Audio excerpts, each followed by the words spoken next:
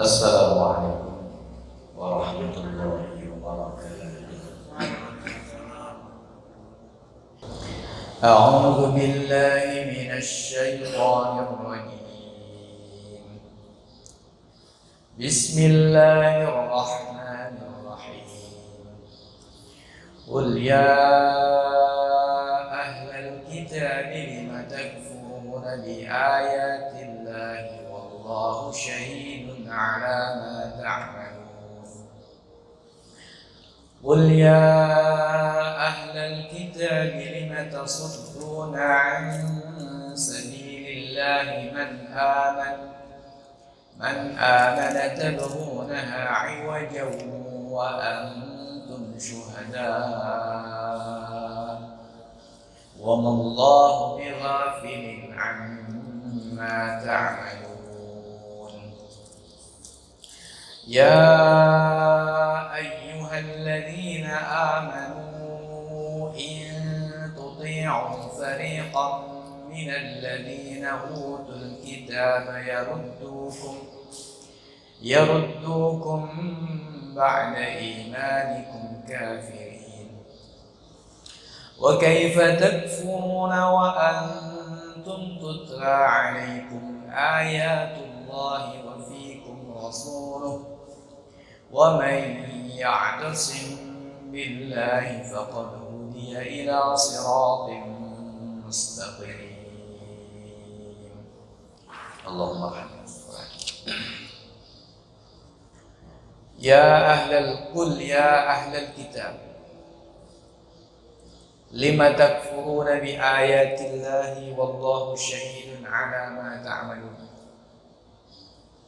Katakanlah wahai utusan Allah, yakni katakanlah wahai Rasul Muhammad sallallahu alaihi wa alihi wasallam, katakan kepada ahli kitab, ya ahlal kitab, wahai ahli kitab, yakni Yahudi dan Nasrani, lima takfuruna bi ayatillah, mengapakah kalian tetap kufur bi ayatillahi terhadap ayat-ayat Allah.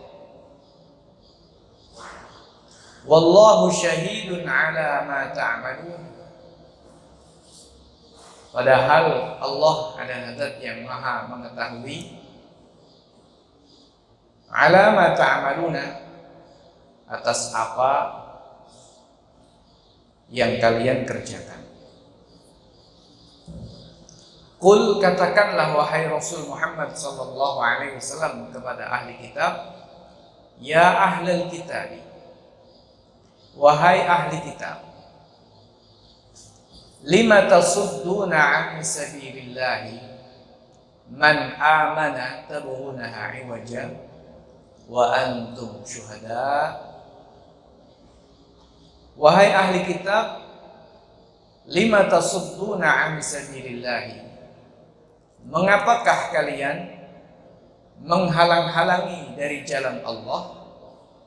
Man amana tabghunaha 'iwaja, orang-orang yang beriman. Mengapakah kalian menghalangi dari jalan Allah terhadap orang-orang yang beriman? Tabghunaha 'iwaja, di mana kalian menginginkan jalan yang bengkok. Wa antum syuhada, padahal kalian semua adalah orang-orang yang mengetahui bahwa jalan yang ditempuh oleh orang-orang yang beriman adalah merupakan jalan Allah. Wa mallahu bighafilin amma ta'malun, dan tidaklah Allah bighafilin, zat yang lupa, amma ta'maluna, terhadap apa yang kalian kerjakan. Kaum muslimin jamaah, Bapak Ibu yang saya hormati rahimakumullah. Setelah Allah Subhanahu wa taala menjelaskan berkaitan dengan keutamaan Masjidil Haram, Begitu pula terkait dengan kewajiban kaum muslimin terhadap Masjidil Haram, yakni Ka'bah, melakukan haji. Walillahi 'alan nasi hajjul baiti man istata'a ilaihi sabila. Ayat yang ke-98 kembali Allah mengajak diskusi, mengajak berdebat, mujadalah dengan ahli kitab, sekaligus memberikan mau'izah, memberikan peringatan kepada ahli kitab.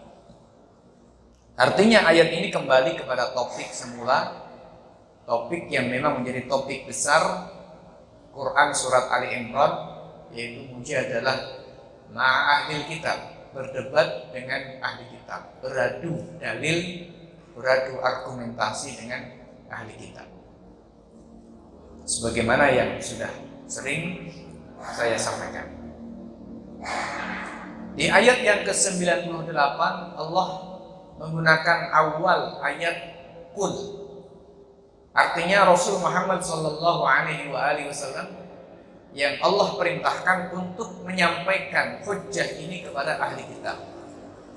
Jadi Allah tidak langsung berbicara, Allah tidak langsung menuju to the point kepada ahli kitab, tetapi Allah menyampaikan kepada Rasulnya, wahai Rasul, katakanlah kepada ahli kitab. Kenapa demikian? Kenapa berbeda dengan ayat yang nanti, ayat yang ke-100? Ayat yang 100 Allah Subhanahu wa taala tidak mengatakan qul ya ayyuhalladzina amanu. Katakanlah wahai Muhammad, ya ayyuhalladzina amanu, wahai orang-orang beriman. Tidak. Pada ayat yang ke-100 Allah langsung mengatakan ya ayyuhalladzina amanu tanpa qul. Di sini Allah mengatakan pakai qul. Ini menunjukkan Allah membedakan cara Allah menyeru kepada ahli kitab dengan menyeru kepada orang-orang yang beriman. Menyeru kepada orang yang beriman, Allah tanpa melalui perantara. Dalam arti Allah tidak mengatakan sampaikan wahai Muhammad. Tidak, tetapi Allah katakan langsung wahai orang-orang yang beriman.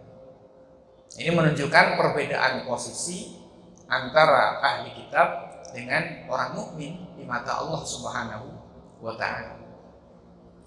Sehingga Allah memuliakan orang mukmin dengan langsung memanggil ya ayyuhalladzina amanu, sementara untuk orang-orang ahli kitab Allah memerintahkan Rasulnya mengatakan kepada ahli kitab ya ahlal kitab, wahai ahli kitab. Ini perbedaan mengapa di ayat yang ke-98 99 Allah mengatakan kul, ada kata kul, katakanlah wahai Muhammad, sementara di ayat yang ke-100 Allah langsung mengatakan ya ayyuhalladzina amanu. Karena yang diajak bicara oleh Allah ini posisinya berbeda. Posisi beriman layak untuk mendapatkan penghormatan, langsung diseru oleh Allah. Posisi ahli kitab yang kufur tidak, sehingga melalui perantara Rasulnya Muhammad sallallahu alaihi wasallam. Kaum muslimin jamaah, Bapak Ibu yang saya hormati rahimakumullah. Nah, apa perintah Allah Subhanahu wa taala kepada Rasulnya untuk disampaikan kepada ahli kitab? Isinya adalah ya ahlul kitab, wahai ahli kitab. Tentu saja maklum yang dimaksud dengan ahli kitab ya mencakup Yahudi, juga mencakup Nasrani. Lima takfuruna bi ayatillah, mengapakah kalian kufur terhadap ayat-ayat Allah? Wallahu syahidun ala ma ta'malun, sedangkan Allah adalah zat yang maha mengetahui apa yang kalian kerjakan, yang maha menyaksikan atas apa yang kalian kerjakan. Artinya orang-orang ahli kitab tahu sebenarnya bahwa Allah Subhanahu wa taala mengetahui tindakan mereka, mengetahui isi hati mereka, mengetahui perbuatan mereka. Nah, Bapak Ibu yang saya hormati rahmatullah, sering saya sampaikan bahwa istifham atau pertanyaan yang ada di dalam ayat-ayat Al-Quran itu mayoritasnya telah bergeser dari makna istifham atau makna pertanyaan, yaitu adalah mencari tahu, tolabul khobar, mencari berita atau mencari tahu, istifham. Tetapi kepada keluar atau bergeser dari makna asli istifham atau pertanyaan kepada makna-makna yang lain yang bisa kita pahami dari konteks ayatnya masing-masing. Nah, di dalam ayat ini Allah Subhanahu wa taala mengatakan, lima takfuruna bi ayatillah. Mengapakah kalian kufur terhadap ayat Allah? Ini bukan pertanyaan yang membutuhkan jawaban karena A atau karena B, bukan. Tetapi ini adalah pertanyaan pengingkaran dan sekaligus taubih atau bentuk teguran keras, bentuk pengingkaran, bentuk taubih, bentuk pengolok-ngolok dari Allah Subhanahu wa taala terhadap ahli kitab. Kenapa demikian? Karena sudah maklum bahwa ahli kitab ini orang yang membaca kitab, orang yang membaca Taurat, orang yang membaca Injil, yang mana mereka berada pada sisa-sisa ajaran Nabi Isa, Nabi Musa alaihissalam, dan juga nabi-nabi yang berada di antara tengah-tengah antara Nabi Musa dan Nabi Isa. Sehingga mereka sudah tahu, sudah paham sebenarnya. Maka Allah mengatakan, wallahu syahidun ala ma ta'malun. Allah maha mengetahui, maha menyaksikan atas apa yang mereka kerjakan berupa pengingkaran, berupa kufur terhadap ayat-ayat Allah Subhanahu wa taala. Tapi mereka masih terus kufur. Berarti tujuan dari istifham atau maksud makna dari pertanyaan ini bukan untuk dijawab karena A atau karena B, tetapi maknanya adalah hentikan kekufuran kalian. Jadi istifham tujuannya adalah lil ingkar, dalam rangka untuk mengingkari tindakan orang-orang Yahudi, orang-orang Nasrani yang kufur terhadap ayat-ayat Allah. Nah, pertanyaannya, apa yang dimaksud dengan ayat-ayat Allah ini? Para ahli tafsir mengatakan ada kemungkinan yang dimaksud dengan ayatillah, ayat-ayat Allah itu Quran. Jadi kenapa kalian itu kafir terhadap Quran? Padahal kalian sudah tahu kebenaran Quran. Karena kebenaran Quran ini bisa diuji oleh siapa saja. Jangankan orang ahli kitab, orang yang bukan ahli kitab saja bisa menguji kebenaran Al-Quran. Nah, sehingga mana yang orang ahli kitab jauh lebih tahu tentang kebenaran Al-Quran dibanding manusia yang lain. Meskipun semua manusia bisa menguji kebenaran Quran. Begitu pada prinsipnya. Sehingga lima takfuruna bi ayatillah, mengapakah kalian kufur terhadap Quran? Wallahu syahidun ala ma ta'malun. Padahal Allah itu tahu isi hati kalian. Allah tahu sesungguhnya hakikat kalian itu faham, ngerti bahwa Quran itu adalah dari Allah Subhanahu wa taala. Yang kedua, ahli tafsir mengatakan ada kemungkinan makna dari ayatillah, tanda atau ayat-ayat Allah, maknanya adalah dalailu sidqir rasul, bukti-bukti kebenaran Rasulullah Sallallahu Alaihi Wasallam. Yang mana tentu saja bukti kebenaran Rasul ya diantaranya juga Al-Quran itu sendiri.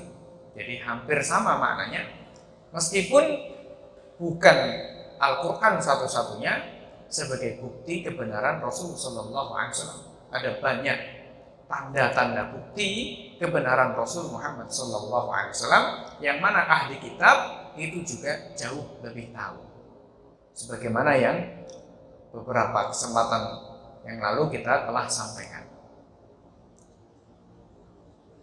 Yang ketiga, Bisa jadi yang dimaksud dengan bi ayatillah, ayat-ayat Allah di sini maknanya adalah keutamaan Masjidil Haram.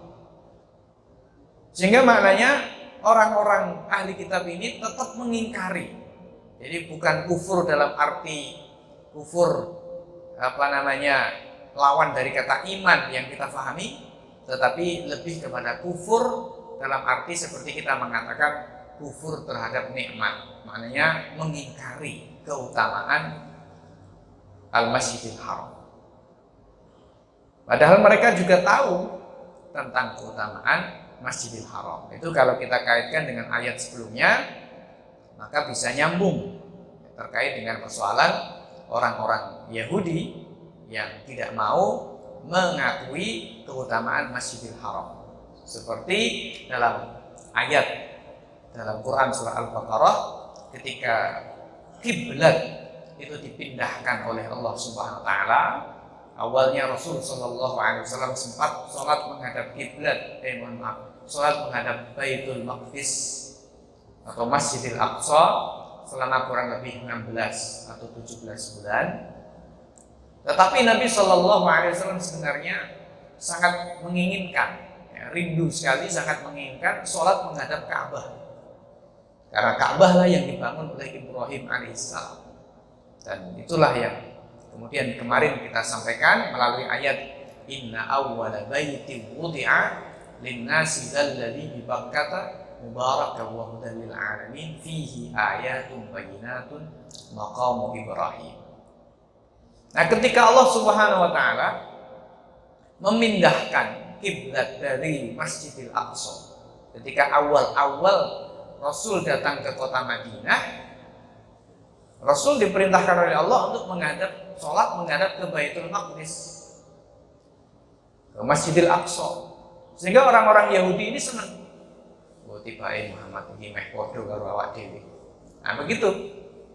Mereka senang karena ada kesamaan. Jadi memang kalau ada kesamaan itu kita cenderung jadi lebih dekat, itu karena kesamaan. Maka kalau dengan orang itu cari kesamaannya saja. Sesama muslim harus banyak cari kesamaan. Mulai bedanya terus, tukaran terus. Jadi harus cari banyak kesamaan kalau sesama muslim.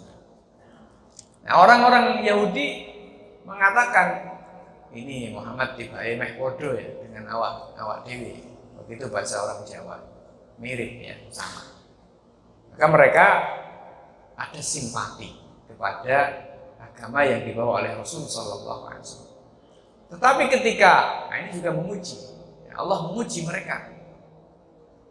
Ketika Allah Subhanahu wa taala mengalihkan kiblat dari Masjidil Aqsa ke Ka'bah, sebagaimana ayat Allah Subhanahu wa taala, qad nara taqalluba wajhika fis sama' falanwalliyannaka qiblatan tardaha fawalli wajhaka syatral Masjidil Haram.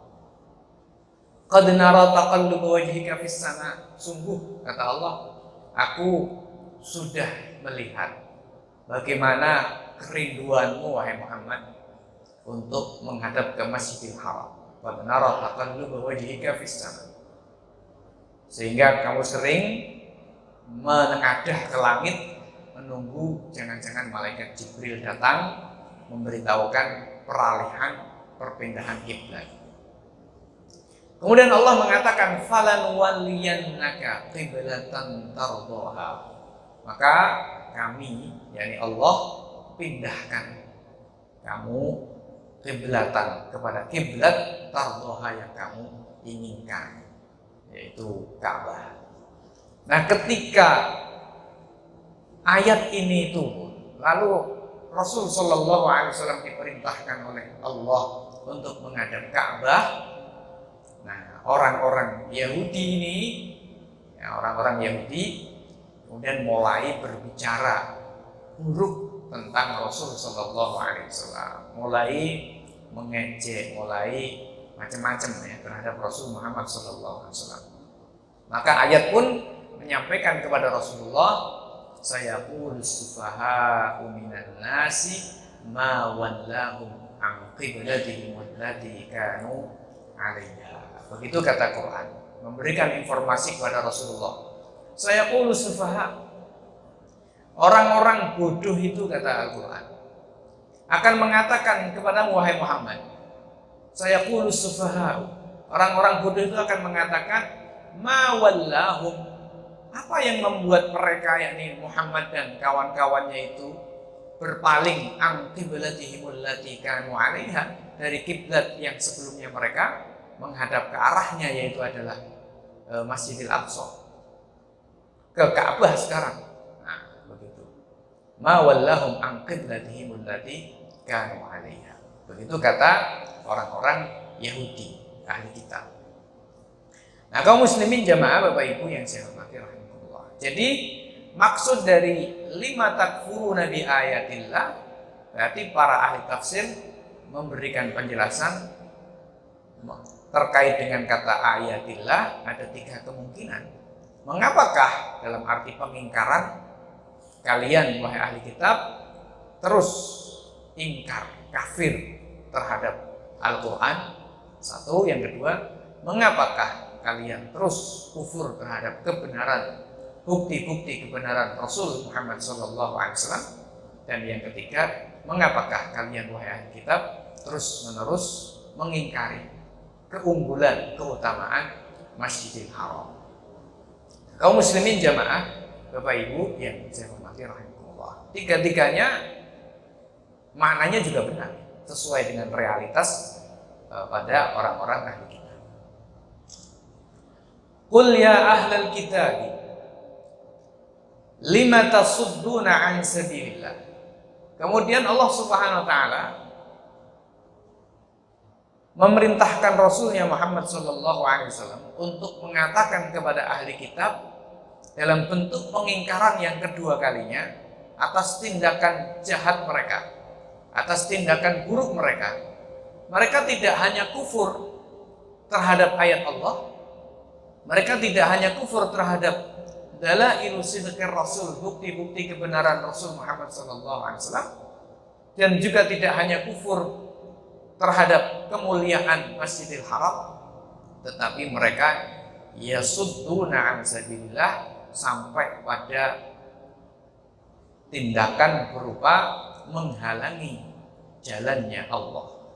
Jadi bukan hanya kekufuran untuk diri mereka, tetapi sampai kepada menghalang-halangi orang lain untuk iman, untuk menempuh jalan Allah Subhanahu wa taala. Ini kejahatan yang lebih jahat dari kekufuran tadi. Sebab kekufuran dalam tanda kutip hanya untuk mereka sendiri, tetapi tindakan menghalang-halangi jalan Allah ini berarti akibatnya bisa mengakibatkan keburukan bagi orang yang lain, yaitu menghalangi jalannya Allah. Maka Allah Subhanahu wa taala mengingkari tindakan jahat mereka. Allah mengatakan, ya ahlal kitab, wahai ahli kitab, lima tasudduna an sabilillah, mengapakah kalian terus senantiasa menghalang-halangi an sabilillah, jalan Allah? Yang dimaksud dengan jalan Allah tentu saja maknanya adalah agama Allah atau ajaran Allah Subhanahu wa taala. Jalan ya, kita sudah paham bahwa makna dari kata sabil ya, jalan ya, maknanya ya sebagaimana yang kita pahami makna bahasanya ya, jalan. Kenapa disebut dengan jalan? Ya karena jalan ini adalah merupakan sebuah sarana yang bisa mengantarkan kepada tujuan, sehingga disebut dengan jalan. Nah, kalau kemudian dikatakan sabilillah, jalan Allah, di sini maknanya adalah ya ucapan-ucapan, dalil-dalil ya, yang mengantarkan kepada agama, mengantarkan kepada kebenaran. Jadi maknanya sabilillah di sini seperti dikatakan oleh Imam Ibnu Ashur, maknanya adalah al-aqwal wal adillah al-musilah ila ad-dini wal haqqi, yaitu adalah ucapan-ucapan argumentasi, perkataan-perkataan, dalil-dalil, bukti-bukti yang akan mengantarkan kepada agama, yaitu Islam, wal haqqi, kebenaran yang ada di dalam Islam. Jadi maknanya orang-orang Yahudi ini melakukan tindakan yang disebut dengan as-saddu an sabilillahi man amana, menghalangi jalannya, menghalangi orang-orang yang beriman dari jalannya Allah. Begitu maknanya. Menghalangi orang-orang yang beriman, as-saddu an sabilillahi man amana, menghalangi orang-orang yang beriman dari jalannya Allah.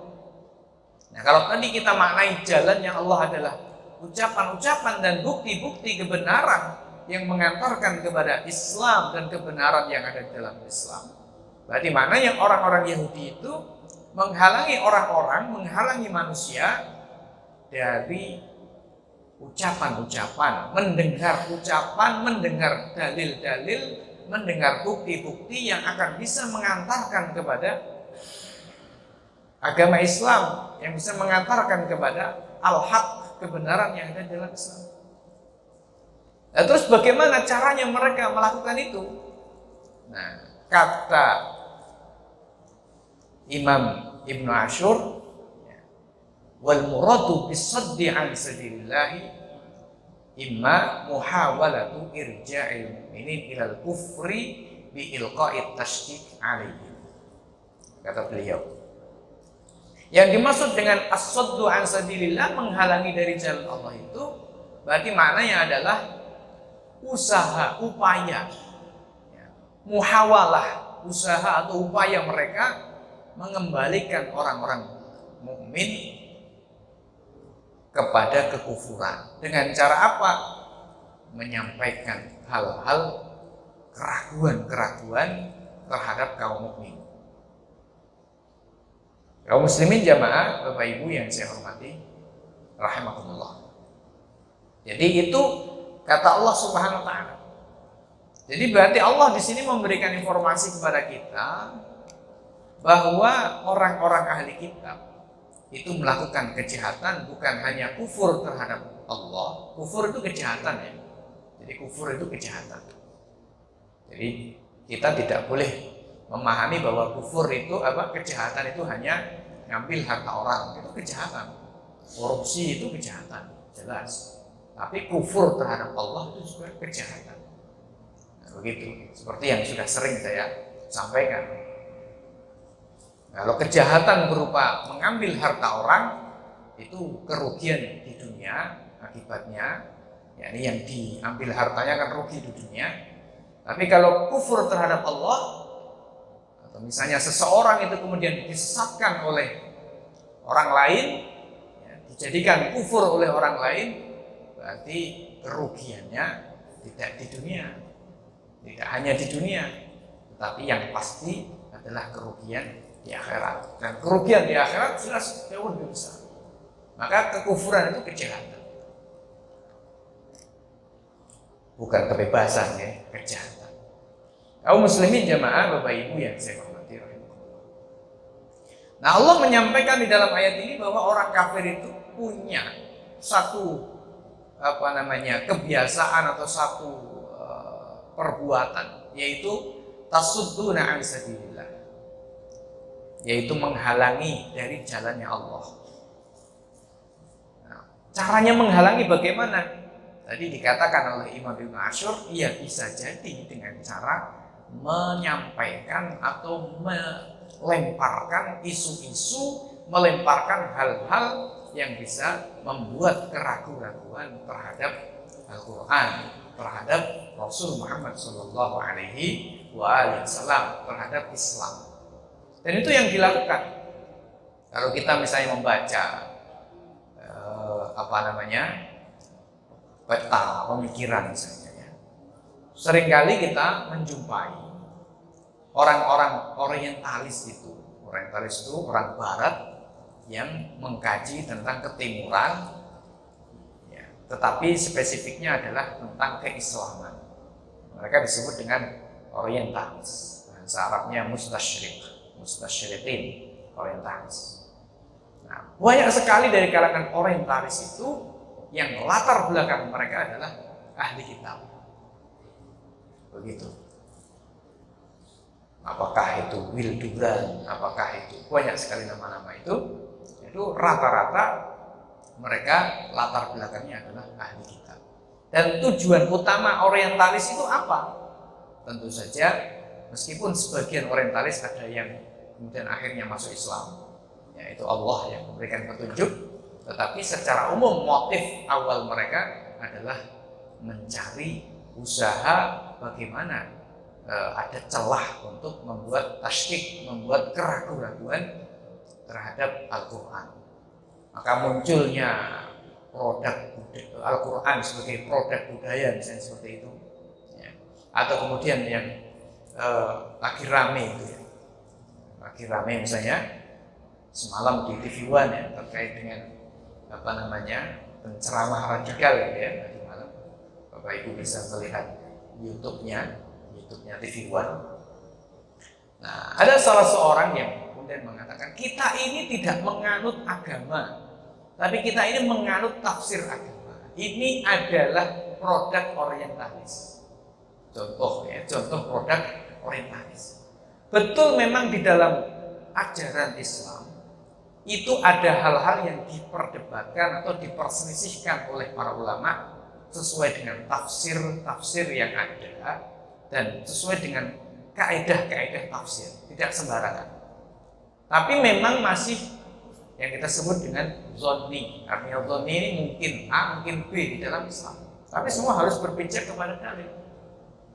Sementara fondasi-fondasi Islam, baik itu masalah akidah, masalah ibadah, masalah muamalah dan lain-lain, itu fondasi-fondasinya sifatnya pasti benar, bukan tafsir agama. Tentang adanya satu Tuhan saja, yaitu Allah Subhanahu wa Ta'ala, itu bukan tafsir agama, itu agama Islam. Bahwa Muhammad Sallallahu Alaihi Wasallam adalah Nabi yang terakhir, pembawa Al-Quran, itu agama, bukan tafsir agama. Artinya bukan produk pemikiran ulama. Begitu. Wudu secara global, ya, wudu yaitu membasuh muka, membasuh tangan, kemudian mengusap kepala, membasuh kaki, itu Quran, ajaran Islam, ajaran dari Allah. Allah mengatakan, ya ayyuhalladzina amanu idza qumtum ila sholati faghsilu wujuhakum wa aydiyakum ilal marafiqi wamsahu bi ru'usikum wa aydikum wamsahu bi ru'usikum wa arjulakum ilal ka'bayn. Nah, itu Quran. Ini bukan produk atau tafsir agama, tetapi agama itu sendiri. Tapi kalau sudah soal bagaimana cara mengusap kepala, apakah harus keseluruhan ataukah cukup sebagian? Nah, ini tafsir. Imam Syafi'i mengatakan cukup sebagian. Imam Ahmad, Imam Malik mengatakan harus keseluruhan. Imam Abu Hanifah minimal seukuran telapak tangan. Ini tafsir. Nah, seperti ini. Kita memang ada sebagian kita sebut dengan fikih, begitu ya. Itu memang adalah hasil dari pemahaman para ulama. Tetapi harus diingat bahwa mereka memahami itu juga bukan tanpa kaidah, bukan tanpa ilmu. Waton ngomong bahasanya orang Solo, tidak, tetapi juga ada kaidahnya. Tetapi pondasi-pondasi, akar yang menjadi berdirinya akidah, berdirinya keyakinan, berdirinya keimanan, berdirinya ibadah, berdirinya muamalah, itu semua agama. Artinya dalam arti bukan tafsir agama, tapi dari Allah langsung. Halalnya pernikahan itu dari Allah, bukan tafsir agama. Haramnya zina itu dari Allah, bukan tafsir agama. Bukan pendapatnya ulama fulan, bukan mazhab Syafi'i, bukan mazhab Hanafi, bukan mazhab Maliki. Nah, begitu. Nah, ini orang kacau. Nah, ini namanya produk orientalis itu seperti ini. Nah, sehingga kalau kemudian orang itu percaya bahwa kita ini sebenarnya tidak sedang beragama, tetapi menganut tafsir, nah ini bahaya. Kita mengatakan semua itu, ya akhirnya kita mengatakan semua itu relatif. Ini paham yang disebut dengan relativisme. Itu produk barat, ya, termasuk produknya orientalis, begitu. Nah, ini orang-orang seperti ini banyak sekali dunia hari ini. Ini bahaya. Nah, kaum muslimin jamaah Bapak Ibu yang saya hormati, saya kembali kepada ayat tadi. Jadi banyak sekali dari kalangan yang kita sebut dengan orientalis itu latar belakang mereka adalah ahli kitab. Nah, jadi ayat ini apakah hanya bicara pada zaman Nabi Shallallahu Alaihi Wasallam saja? Tentu saja tidak. Sebab Quran menggunakan redaksi lima tasudduna, menggunakan redaksi fi'il mudhari kalau dalam bahasa Arabnya. Fi'il mudhari itu menunjukkan bahwa itu sedang terjadi dan akan terus terjadi. Jadi seringkali seperti itu. Beda kalau misalnya Al-Quran mengatakan lima sodatum an sabilillah, pakai fi'il madhi. Lima sodatum an sabilillah. Maka apakah kalian itu sudah, maknanya sudah itu berarti itu perbuatan yang telah lampau, begitu. Tapi Quran mengatakan lima tasudduna an sabilillah, maknanya sedang dan itu terus terjadi. Dan kenyataan itu terus terjadi. Kaum muslimin jamaah, Bapak Ibu yang saya hormati. Jadi ini kejahatan selain kekufuran adalah kejahatan menghalangi orang untuk sampai kepada jalan Allah. Maknanya sampai kepada jalan Allah, sampai kepada kebenaran Islam, kebenaran yang ada di dalam Islam. Lalu apa keinginan mereka? Allah mengatakan tabghunaha iwaja. Kalian melakukan itu, keadaan kalian itu atau maksud kalian atau kondisi kalian itu sedang apa sebenarnya? Tabghunaha iwaja. Kalian menginginkan jalan yang bengkok. Jadi tidak mau jalan Allah yang disebut-sebut di Quran dengan as-siratal mustaqim, jalan yang lurus. Mereka menginginkannya iwaja, tabghunaha iwaja. Mereka menginginkan untuk mencarikan jalan manusia, jalan bagi manusia dengan jalan atau kepada jalan yang iwaja, bengkok. Ya otomatis kalau dipindahkan dari jalannya Allah, itu otomatis kepada jalan yang bengkok. Wa antum syuhada, sementara kalian itu tahu kalau Islam itu jalan Allah. Karena tahu kalau Muhammad itu nabi, Quran itu wahyu dari Allah, maka maknanya mereka tahu bahwa Islam itu jalan Allah. Tapi mereka memang menginginkan untuk membawa manusia kepada jalan yang bengkok. Wa mallahu bighafilin amma ta'malun, dan kata Allah ya mengancam. Jadi ini meskipun berita bentuknya adalah kalimat berita, tetapi ini adalah ancaman. Wa mallahu bighafilin amma ta'malun. Allah tidak akan lupa, tidak akan pernah lupa terhadap apa yang kalian kerjakan. Maknanya Allah tidak akan lupa terhadap kekufuran, kejahatan, dan perbuatan buruk kalian semuanya. Kaum muslimin jamaah, Bapak Ibu yang saya hormati Allah, barangkali itu yang bisa kita sampaikan pada malam hari ini. Mudah-mudahan ada manfaatnya. Kurang lebihnya mohon maaf. Kita akhiri subhanallah wa bihamdihi, asyhadu an la ilaha illa anta astaghfiruka wa atubu ilaik. Wassalamualaikum warahmatullahi wabarakatuh.